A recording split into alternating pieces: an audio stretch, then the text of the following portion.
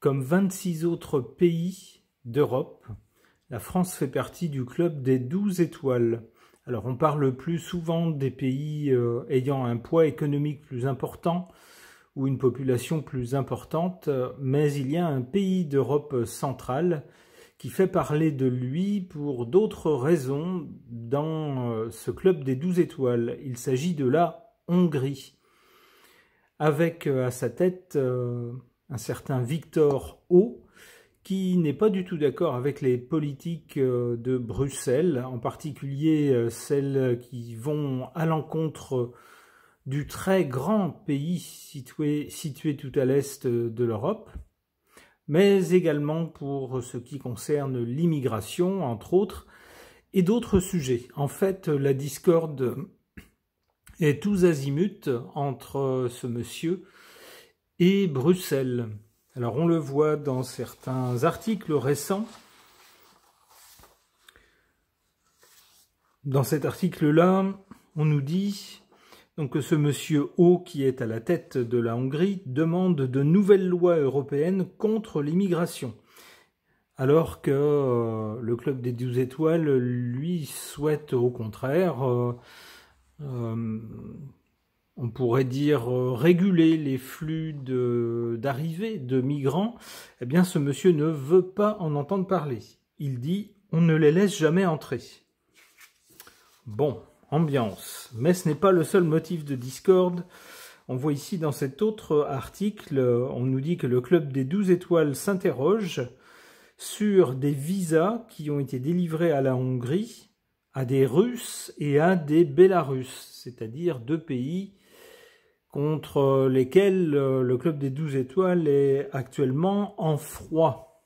Alors, qu'est-ce que les cartes peuvent nous dire de ce pays, la Hongrie, qui n'est pas un des pays les plus importants économiquement ou en termes de population, mais qui, depuis des mois, des années, tient tête à Bruxelles et apparemment son dirigeant, M. O, tient à faire entendre sa différence. Ça tombe bien puisque c'est son pays qui a la présidence du club des 12 étoiles. Et on voit que les motifs donc de discorde se multiplient. Qu'est-ce que les cartes peuvent en dire? J'interroge le tarot de Marseille.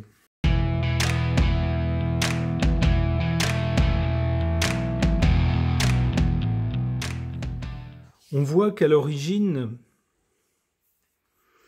ce pays, la Hongrie, qui n'est pas l'un des pays fondateurs du club des 12 étoiles, mais qui l'a rejoint plus tard avec toute la vague des pays dits d'Europe de l'Est, des pays anciennement communistes, eh bien on voit avec le battleur que ce pays donc est jeune dans le club des 12 étoiles. C'est un pays qui, contrairement aux pays d'Europe de l'Ouest, était en quelque sorte nouveau dans ce club occidental, nouveau aussi peut-être dans toutes les politiques libérales. Donc il fait les choses aussi un peu à sa façon, ça lui donne une certaine liberté, contrairement à des pays qui sont déjà sur certains rails, qui ne peuvent pas changer du tout au tout. Eh bien là, lorsque le communisme est tombé, lorsque les gouvernements communistes sont tombés, ces pays, alors donc la Hongrie, mais également les autres pays d'Europe de l'Est, avaient devant eux une page blanche qu'il leur fallait écrire. Ils ont donc, on le voit ici, utilisé toutes sortes d'instruments à leur disposition, toutes sortes d'idées, on pourrait dire. On voit aussi avec le battleur un certain enthousiasme de la jeunesse ou de quelque chose de nouveau. Pour le présent, avec cette carte de l'empereur, eh bien, l'empereur montre bien qu'il s'agit d'asseoir son pouvoir, de dire c'est moi qui commande chez moi. Donc on voit, on comprend avec cette carte-là pourquoi le monsieur qui est à la tête de ce pays se prend régulièrement la tête et le bec avec Bruxelles sur les questions de souveraineté. Lui, il se considère comme l'empereur de son pays, c'est-à-dire c'est moi qui commande et c'est pas quelqu'un d'autre. Même si cette personne se trouve à Bruxelles dans un club, à la tête d'un club dont mon pays fait partie. Eh bien non, il entend bien être maître chez lui. Pour l'avenir, avec cette carte du mat, eh ben d'abord ça nous promet toutes sortes d'actions aussi inattendues et surprenantes les unes que les autres de la part de ce monsieur et de son pays de façon générale.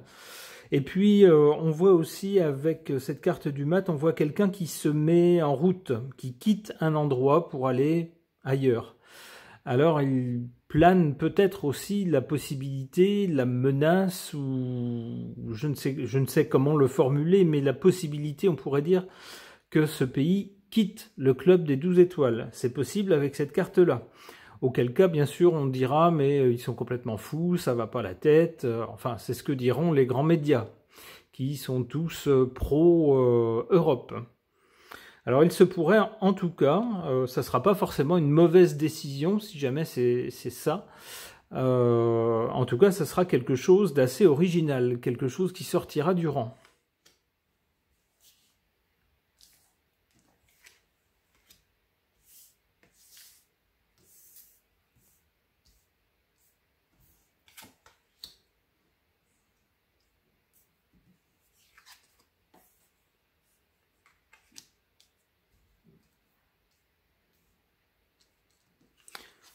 En position faible pour ce pays, la Hongrie, et pour son dirigeant, la tempérance. Oui, c'est pas du tout quelqu'un de tempéré. Au contraire. C'est-à-dire qu'à chaque fois qu'il voit dans une proposition d'une nouvelle loi ou d'une nouvelle directive, le début d'une idée qui pourrait porter atteinte à la souveraineté de son pays, alors tout de suite il fait barrage.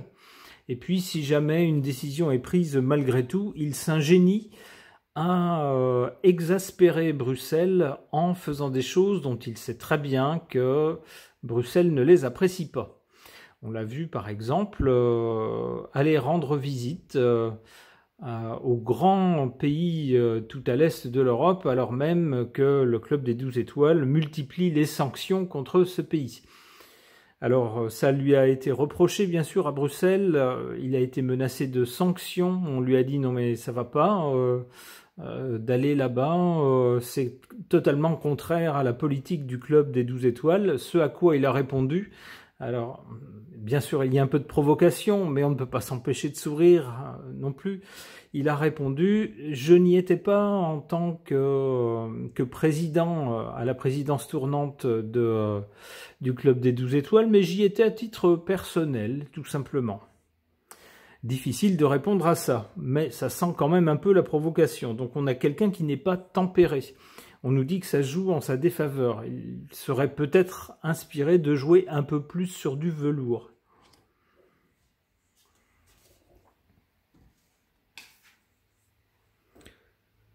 En faveur de ce pays et de son dirigeant, mais surtout de son pays, le tirage est surtout sur le pays. Cette carte du pendu, eh bien oui, faisant partie d'un club qui a des règles définies, ayant signé lors de son adhésion à ce club un engagement à en respecter les règles définies que ce pays connaît, eh bien il n'a pas trop le choix. On fait partie d'un ensemble plus grand que soi, où on n'a pas un pouvoir de décision absolu sur tout.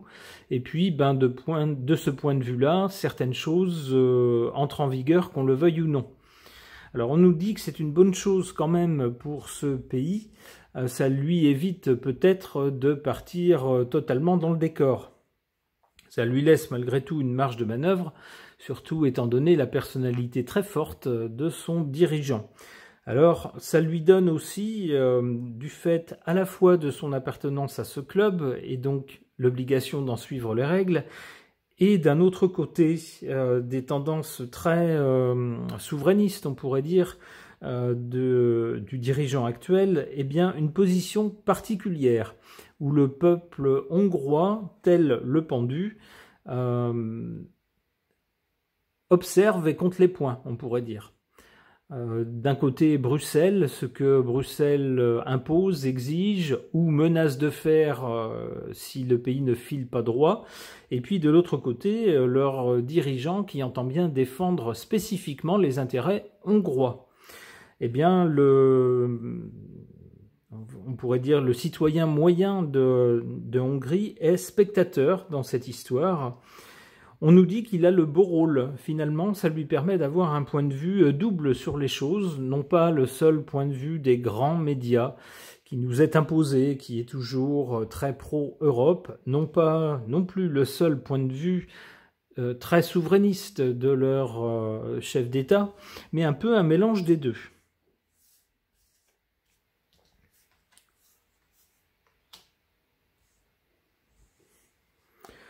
Concernant l'avenir donc de ce pays, avec le MAT, probablement des choses assez surprenantes, des décisions surprenantes, des actes inattendus de la part de ce pays, et puis peut-être une tentation de sortir du club des 12 étoiles.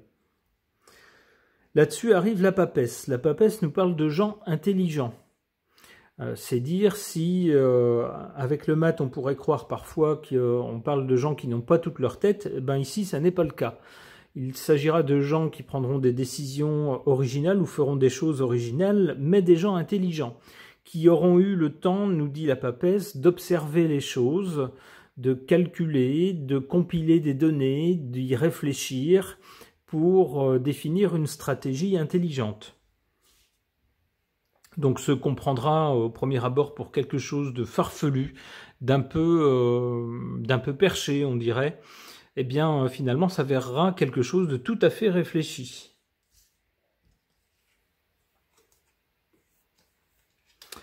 La justice. Alors, il est à craindre que ce pays, s'il sort un peu trop des clous définis par le club des 12 étoiles, finisse par se retrouver devant la justice européenne. C'est une première possibilité d'interprétation. L'autre possibilité d'interprétation, ça pourrait être l'inverse. Ça pourrait être que ce pays prendra des décisions originales, tout à fait réfléchies par des gens intelligents pour mettre le club des 12 étoiles devant la justice, devant ses obligations légales, par exemple. Une dernière. Le Monde, avec Le Monde, deux possibilités d'interprétation. La première possibilité, ça serait de dire que finalement, cette stratégie originale de ce pays à l'avenir sera une réussite. Ça verra payante, ça sera une réussite. La deuxième possibilité d'interprétation, qui n'exclut pas la première en même temps d'ailleurs, ça pourrait être une ouverture de ce pays vers le monde, le reste du monde, c'est-à-dire ne pas se cantonner au club européen des 12 étoiles, mais s'ouvrir sur le reste du monde. On pourrait dire en quelque sorte faire éclater le carcan européen et puis se dire à moi le monde maintenant. Ok. Concernant la Hongrie, pays européen, avec à sa tête un dirigeant, Monsieur O, qui multiplie les discordes avec le club des 12 étoiles, dont ce pays fait partie, j'interroge pour tenter d'en savoir plus mon oracle Béline augmenté.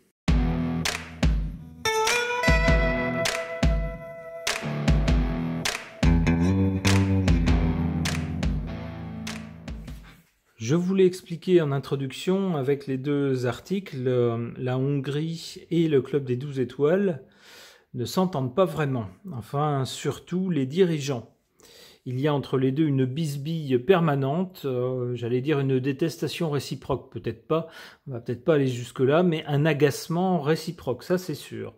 D'où cette carte des ennemis, le club des 12 étoiles n'hésitant pas à avoir la main un peu lourde, la dent un peu dure contre ce pays qui décidément ne veut pas obéir. Et puis en face, le dirigeant de ce pays qui prend un malin plaisir, dès qu'il le peut, dès qu'il en a l'occasion, à narguer le club des 12 étoiles. D'où la carte des ennemis. Au présent, on a cette carte du retard. Oui, concernant certaines décisions du club des 12 étoiles qui sont censées s'appliquer à tous les États membres, sans exception, en particulier concernant l'accueil des migrants, eh bien, ce pays, du moins son dirigeant, n'est pas du tout d'accord et entend bien ne pas céder, d'où un retard dans l'application des décisions. Ce qui exaspère Bruxelles. Face à quoi le monsieur en question dit « Eh bien, non, non, vous ne m'avez pas compris, ma réponse à moi c'est non ». D'où un retard. Donc Bruxelles se dit, à force de menaces, à force de pression, ce monsieur finira quand même sans doute par céder.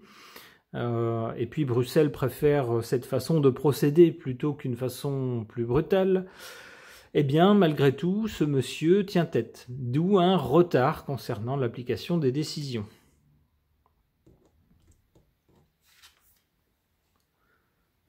Concernant l'avenir, on a cette jolie carte de la poésie, sous l'égide de Neptune. Alors la poésie, c'est joli, c'est quelque chose qui fait rêver, c'est un moment de rêve un peu, qui prend forme sous nos yeux. Alors il se pourrait que donc la Hongrie matérialise aux yeux des souverainistes de tous les pays du Club des 12 étoiles une sorte d'espoir. Les gens de ce type, les gens qui défendent la souveraineté des pays européens face à, on pourrait dire, un pouvoir fédéral européen, pourrait voir ce monsieur et ce pays, la Hongrie, avec une certaine poésie en se disant c'est presque nos rêves qui se matérialisent. Alors attention, parce que Neptune fait rêver, mais parfois on tombe de haut avec les rêves. Parfois il ne s'agit que de rêves. On verra avec d'autres cartes comment, vers quoi vers quoi l'avenir tendra après cette poésie initiale.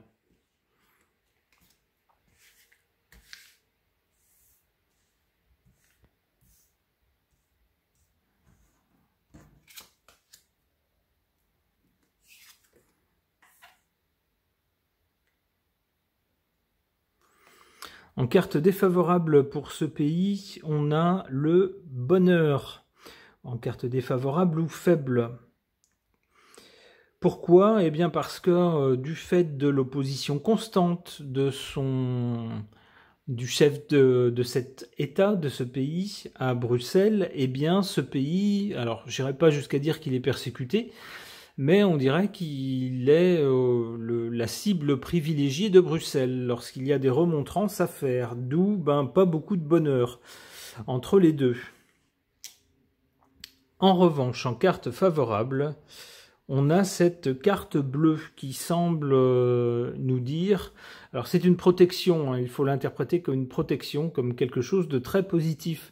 Ça tendrait à nous dire que même si beaucoup de gens ne le disent pas, alors surtout à Bruxelles, oh là là, il faut surtout pas dire que on conteste certaines décisions, certaines politiques qui sont prises à ce niveau-là. Il faut surtout pas dire que parfois on aimerait bien que les pays soient un peu plus souverains, un peu moins fédérés sous la bannière bruxelloise.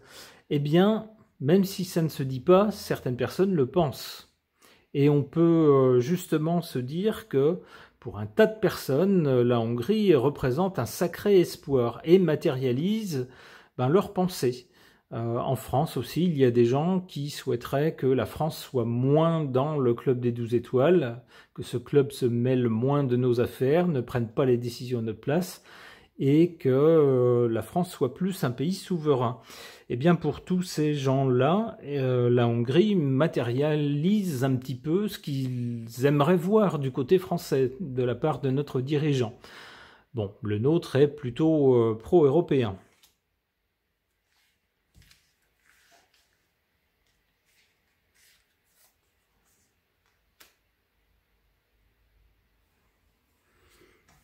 Alors, comme je le disais tout à l'heure, à l'avenir, il se pourrait que la Hongrie représente une sorte de rêve qui se matérialise pour les souverainistes de tous les pays du club. D'où cette poésie. Il se pourrait que le rêve se prolonge, puisque ici on nous parle carrément d'amour, c'est-à-dire que ça représentera vraiment le héros des souverainistes.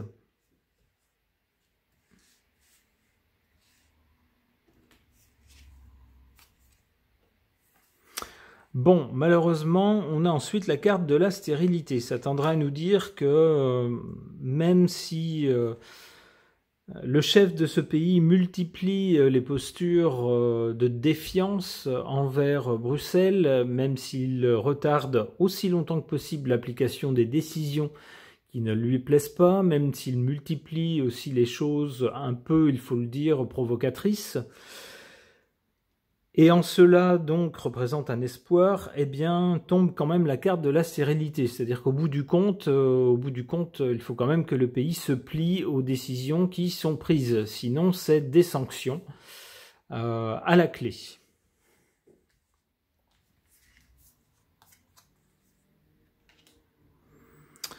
Oui, et puis voyez ce que c'est comme genre de sanction. Vol-perte.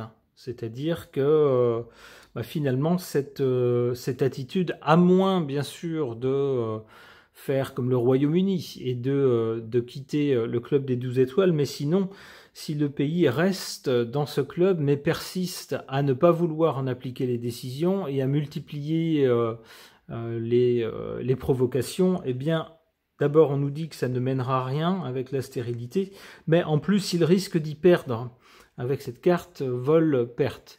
Bon, alors bien sûr, ce n'est pas du tout ce qu'on souhaite aux Hongrois. On souhaite bien sûr le meilleur à tous les peuples du monde. On souhaite surtout que les peuples eux-mêmes décident de leur destin pour leur pays. Ce tirage est maintenant terminé. Merci de l'avoir suivi.